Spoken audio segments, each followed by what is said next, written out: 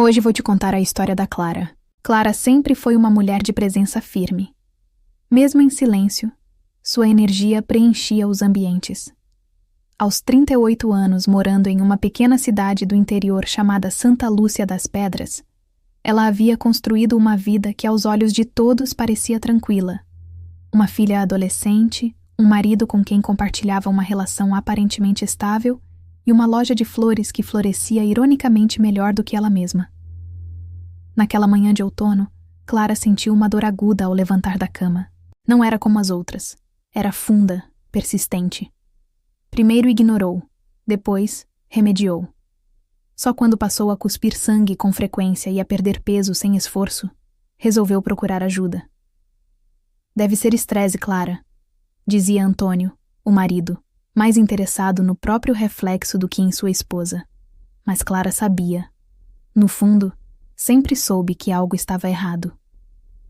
Após uma bateria de exames, foi chamada ao consultório de uma médica nova na cidade, doutora Beatriz, com voz doce e olhos carregados de empatia.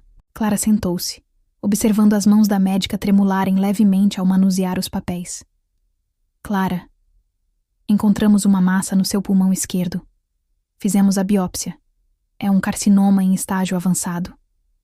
Clara piscou devagar. Não chorou. Não disse nada. Só pensou em sua filha, Helena, de 14 anos. E em como Antônio sequer apareceu para acompanhá-la naquele dia. Quanto tempo? Ela perguntou. A médica hesitou. Com tratamento, talvez 1 ano. Sem... muito menos. Clara agradeceu e saiu. Não desabou no carro. Não ligou para ninguém. Apenas voltou para casa, entrou em seu quarto, fechou a porta e ficou em silêncio por horas. O tratamento começou no mês seguinte.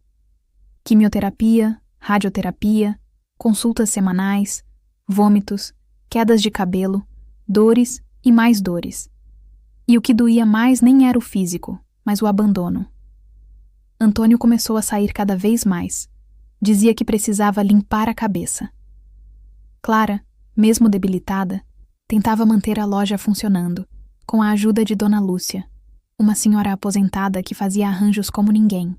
Helena, por outro lado, fechou-se. A filha rebelde tornou-se ainda mais distante. Um dia, após uma sessão de químio particularmente difícil, Clara chegou em casa mais cedo e encontrou Antônio no sofá, sorrindo ao celular. Quando ele a viu, desligou abruptamente. Com quem era? Ela perguntou, com uma voz baixa, como um sussurro cansado. Um cliente da empresa. Mas os olhos dele tremiam. E Clara aprendeu com a doença a ver os olhos das pessoas. Eles nunca mentiam.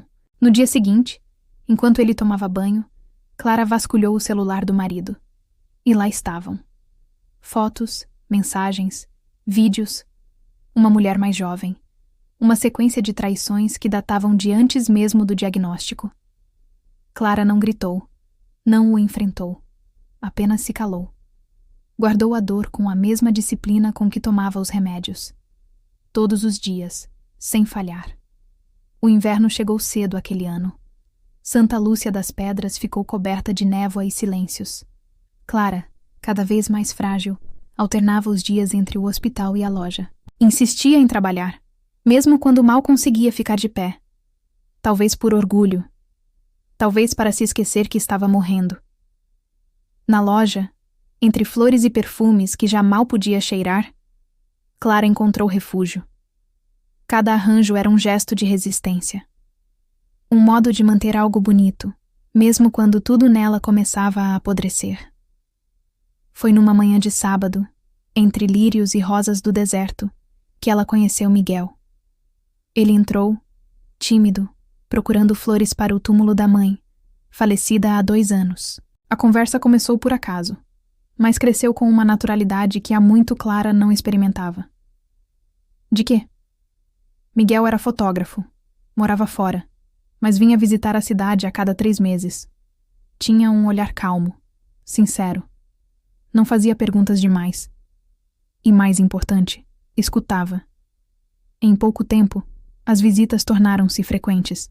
Vinham carregadas de café, Conversas sobre o passado e sobre o futuro que Clara sabia que não teria. Certa tarde, enquanto o sol caía alaranjado sobre a cidade, Miguel perguntou: "Você tem medo?" "De quê?" "De morrer." Ela pensou por um instante. "Tenho medo de não terminar o que comecei. De deixar minha filha sem um norte. De morrer com rancor." Ele apenas assentiu. E não a julgou por não dizer que temia o fim. O fim do ano se aproximava. E com ele, a degradação do corpo de Clara se tornava visível. Ela emagrecera tanto que os ossos já desenhavam seu rosto como cicatrizes antigas. Perdeu os cabelos, mas não perdeu o olhar. Era o olhar que sustentava tudo agora. Antônio, agora mais ausente do que nunca, havia começado a dormir fora com frequência. Helena, ao descobrir as traições do pai por acaso, graças a uma mensagem que ele esqueceu aberta no computador, teve uma crise de raiva que terminou com a menina gritando com o pai e trancando-se no quarto por 2 dias. Foi a primeira vez que ela e Clara choraram juntas. "Eu te odeio por estar morrendo", gritou Helena, entre lágrimas. "Mas odeio ele mais por não te amar." Clara, fraca, apenas a abraçou. E ali houve uma reconciliação sem palavras, entre mãe e filha. Entre 2 almas feridas tentando se apoiar em meio ao naufrágio. Miguel continuava presente. Às vezes levava Clara para ver o pôr do sol na colina. Outras, apenas sentava ao lado dela na loja, sem dizer nada. Um silêncio bonito, diferente do silêncio pesado da casa. Clara nunca o beijou, nunca tocou nele de forma íntima. Mas sabia que, se tivesse conhecido Miguel em outro tempo, talvez tivesse sido feliz. Na primavera seguinte, Clara soube que os tratamentos não estavam mais funcionando. A doença se espalhara para os ossos. A dor era constante. Passou a usar morfina. A médica foi clara. "Agora é tempo de despedidas, Clara. Faça o que precisa ser feito." Ela passou os dias seguintes escrevendo cartas. Uma para Helena, outra para Miguel e até mesmo uma para Antônio.